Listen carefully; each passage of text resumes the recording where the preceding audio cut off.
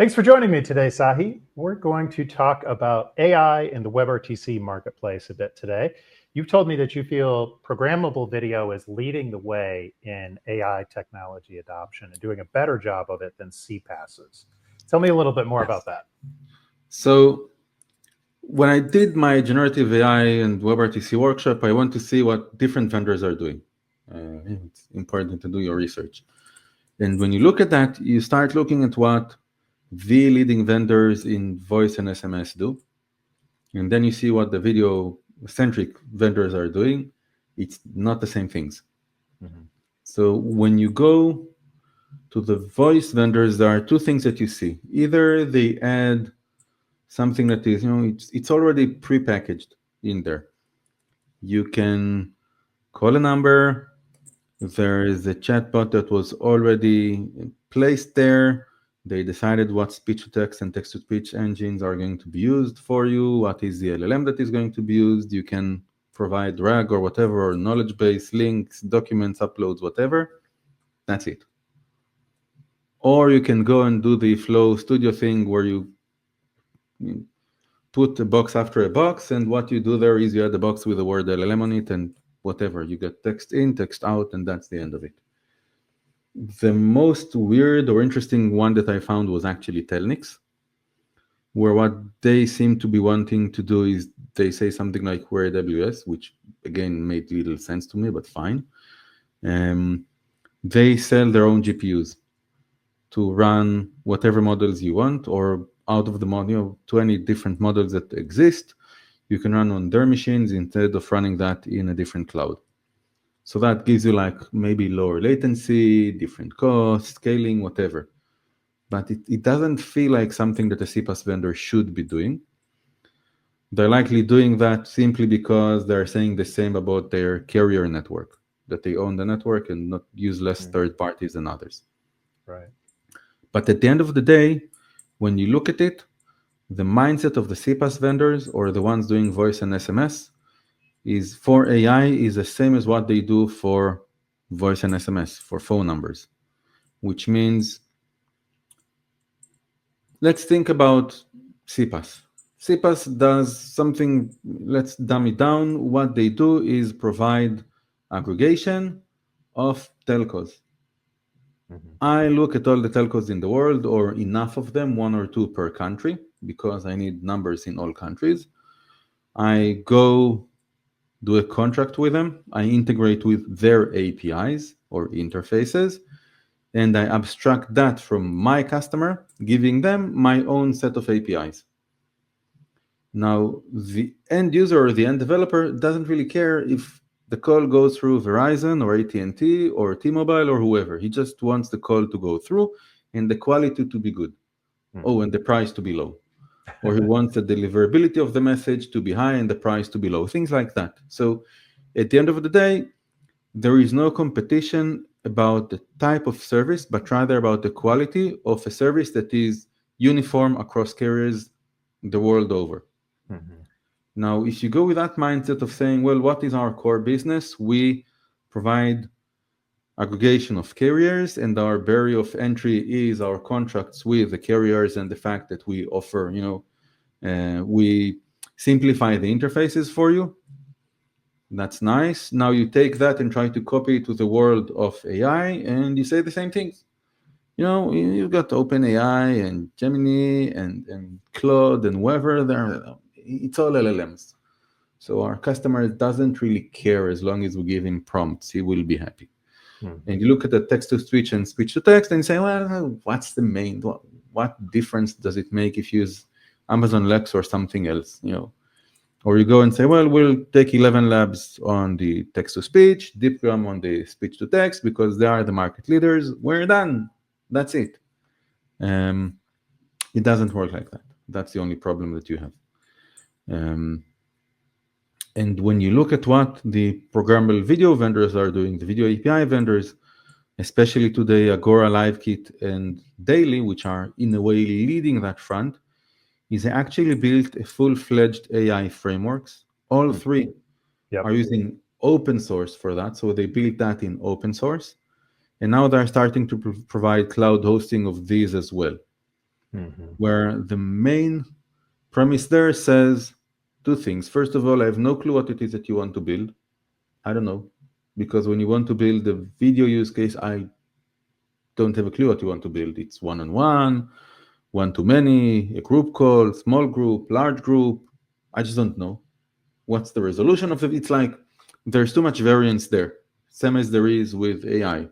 Unlike voice and SMS, which is just voice and SMS. Um, so they came towards that and said, well, let's build the whole pipeline, work on the latencies, do the things that we know how to do for video on AI.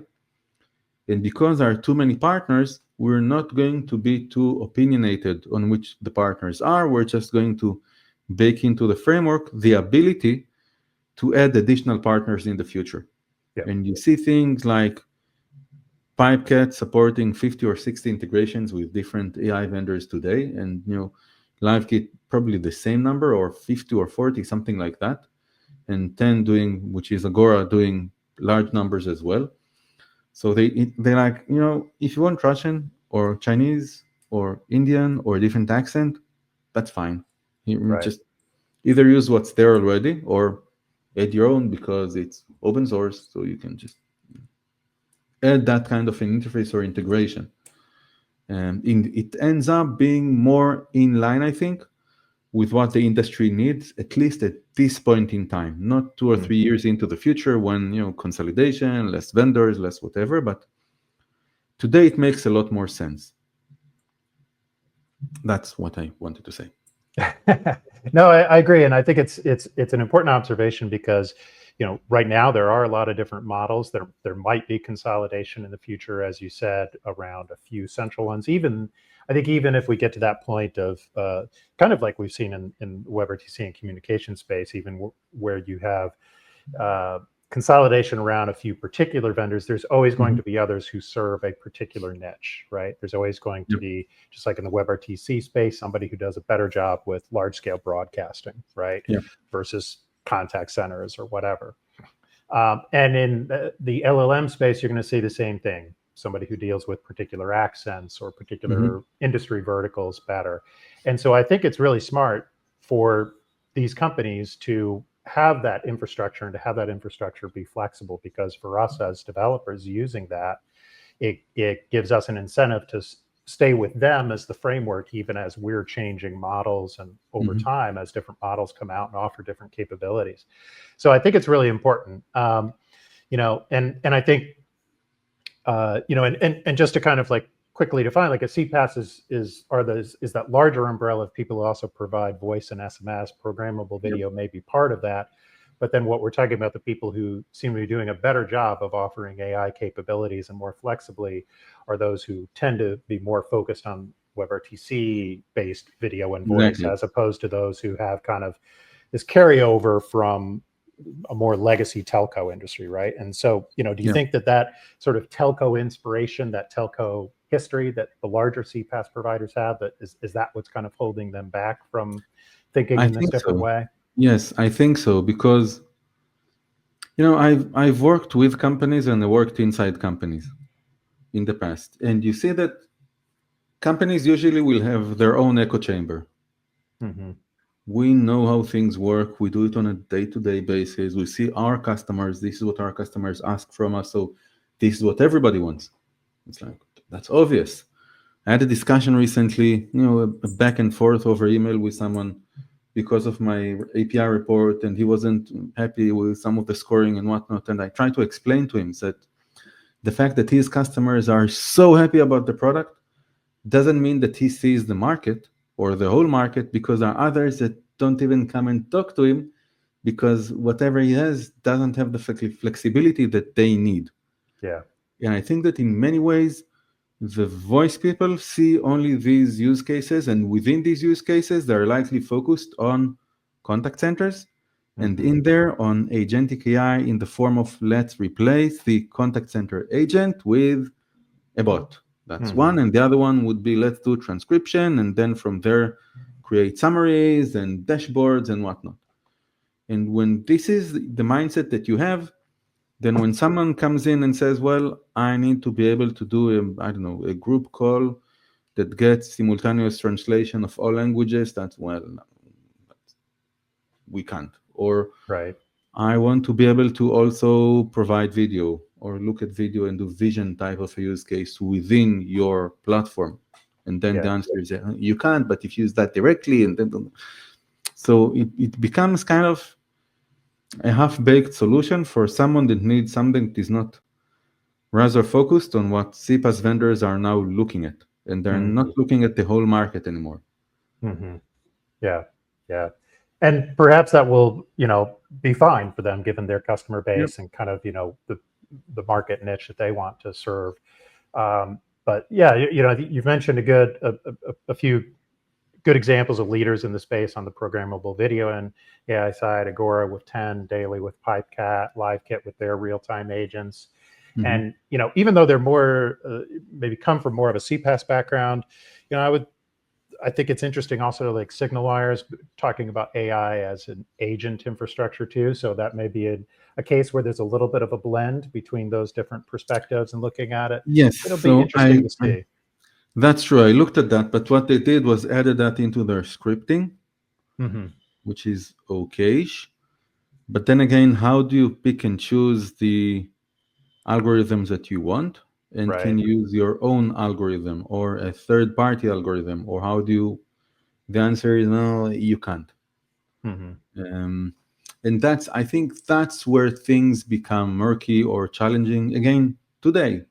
And not for all companies, but for those that are doing things that are a bit more complicated, which Right. means video. Right. Yep. Um, Yeah. Yeah. Video and more unique LLM integrations, which yes. is, I think the areas that are of particular interest to people like you and Yes. I. Look at what Daily is talking about all the time. So, and live kit, turn detection and stuff. And how do you do that? Hmm. You do that with VAD, voice activity detection, or do it with an SLM, a small language model instead? And how do you build that? And what languages that you need to support? Hmm. And then there is a question of how do you go and reduce latency throughout the pipeline? Yep. And one of the things that Daily came out with a few months back was let's run everything on the same Docker container. So speech to text, text to speech, LLM, single Docker, everything there. You can't do it with a cloud vendor anymore because it's like you need to host it somewhere and that needs to be Hmm. close to your actual vendor. Yeah. And if you think about it today, all of these algorithms are getting consumed from the cloud, but you don't really know where. Does OpenAI run their servers on AWS, on Azure, on something else? So if my CPaaS vendor runs on AWS and OpenAI runs on Azure, and I'm going to use text to speech that might be on, I don't know, Google Cloud, just Hmm. because that the vendor that I chose works on, I'm going to take my audio and move it, from one cloud to another, ping ponging just to get the things that I needed. Just moving that back and forth is going to not only be a pricing issue, but mostly a latency issue that I'm introducing into a problem where what we're trying to achieve is lower latency. Yeah. And I'm sure that the CPaaS vendors are working on solutions, but again, these are going to be very opinionated. Hmm. Um, that's my worry, or just an insight that I had looking at the market from the sidelines. Yeah, no, inevitably with consolidation always comes strong opinions on how to implement things. So I think there's, that's where there's always going to be space too for edge cases and more unique implementations. And that's why I think it's smart for a lot of these providers to offer something that's more of a framework rather than too highly opinionated. So, well, Tsahi, as always, thanks for your insights and sharing those with us today. Anything else you want to add today? No, enjoy. All right. Well, good luck to everyone working out there with real-time agents. We'll be certainly interested to hear what you're building with them too, and feel free to reach out to us at WebRTC Ventures and for WebRTC Live about that. So, as always, thanks for sharing your insights with us today, Tsahi. And for Thanks, Aaron. those who want to learn more about Tsahi's work, check him out at bloggeek.me. To learn more about future episodes of WebRTC Live, check us out at WebRTC.ventures. Thanks, Tsahi. Thank you. Thanks for joining us for WebRTC Live. Visit our website at WebRTC.ventures to learn more about our custom design and development services, and to learn more about upcoming episodes of WebRTC Live.